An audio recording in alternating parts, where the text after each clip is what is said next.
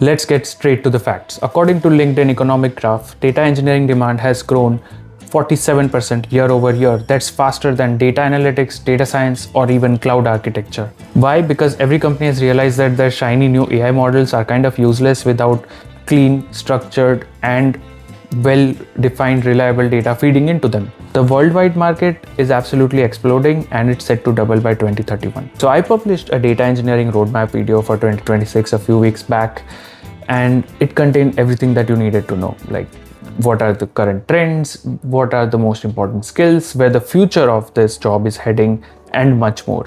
But I noticed a very clear trend in the comment section. That was the word overwhelm. When you look at massive web of technologies like Spark, Airflow, Kafka, Flink, tools like Databricks, Snowflake, or even latest things like vector databases and more, you kind of feel paralyzed that, hey, do I really have to learn these 40 different things just to get a piece of this market and just enter into data engineering?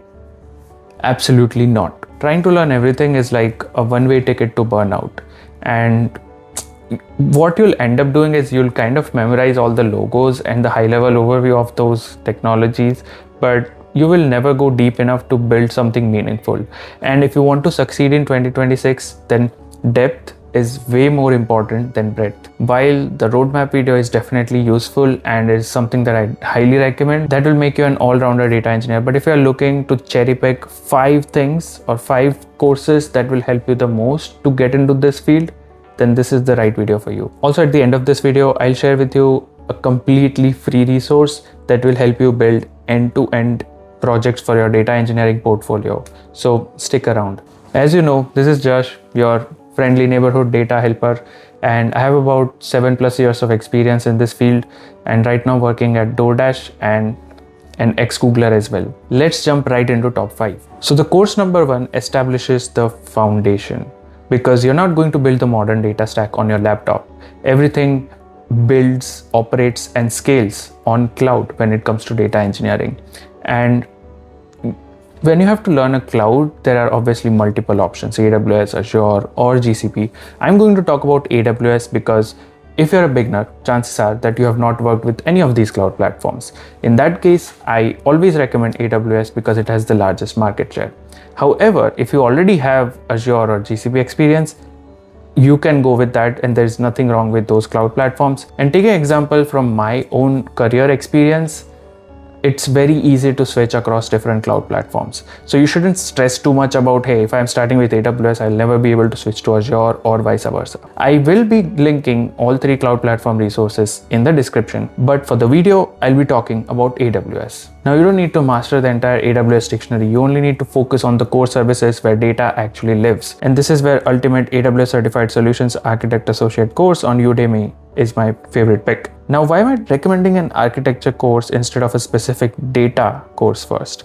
Because the biggest mistakes junior data engineers make have nothing to do with code. They write a perfect script, but it crashes in production because they don't understand network permissions or storage constraints or compute limits. This course changes how you look at systems. You stop thinking about just running a query and start thinking about fault tolerance, secure private networks, cost management. You'll understand exactly how S3 interacts with EC2 and how to lock down your databases with IAM roles or security groups. If you want to be trusted with company's production data, then you need to be really familiar with the house that it lives in. And cloud platform is that house. So start with this course, and at the end, you could also aim for a certification.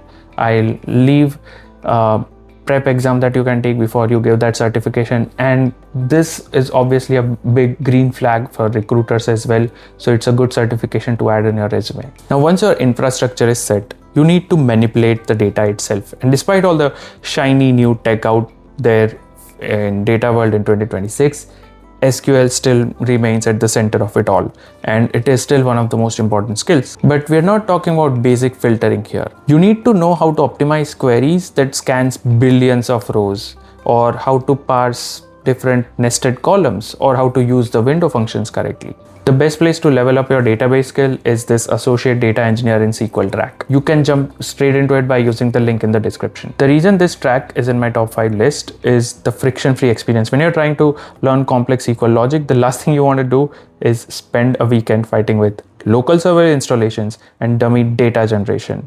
DataCamp puts you right into the browser, writing real queries against real-world datasets. This track takes you from basics all the way through advanced aggregations, query optimization, structuring relational data, and not just that, it also talks about data warehousing concepts, which is super important. It builds kind of a muscle memory for your SQL brain. By the time you finish this track, you won't just be guessing at syntax, you will know exactly how to structure your logic to make data warehouse engines run perfectly.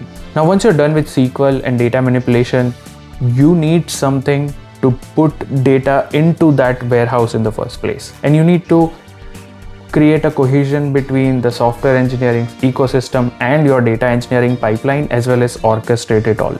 And for that, you need to learn Python. And that brings me to my recommendation number 3, which is Data Engineer in Python track, also by DataCamp. It teaches you how to import data programmatically, write clean maintainable function, handle error logging, and structure your code like a true software developer. Because trust me, data engineering is a subset of software engineering. And sometimes it kind of angers me how many people think that software engineering and data engineering are two completely different things. It's not. Just like you have software engineer backend, you have software engineer data, which translates to data engineer. Because it's highly interactive, you get instant feedback when your logic breaks. You're not just copying code from a video player, you are actively debugging and solving problems real time. This track turns Python from basic scripting language to your most powerful tool for automating your workflow, and this is exactly what you need. There are so many languages out there, Java, C++, Ruby, Python, Golang, but for data engineers, I still think that Python is number 1. That's my subjective opinion. If you think that something else, then feel free to drop it in the comment section as well. So you have learned cloud, you have learned Python, you have learned SQL, but what happens when you actually hit a roadblock?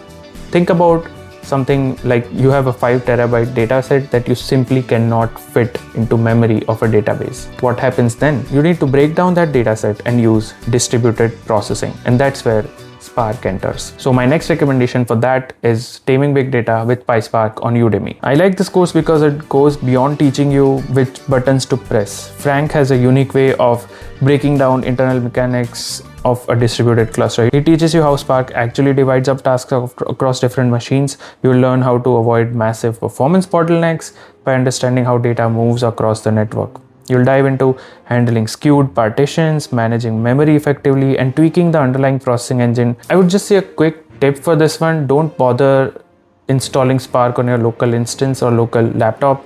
Just get a Databricks account. You can start with Community Edition, and if you need some more credits, you can just spend like $10 worth of credits and get a paid version in which you get Spark and all of its features.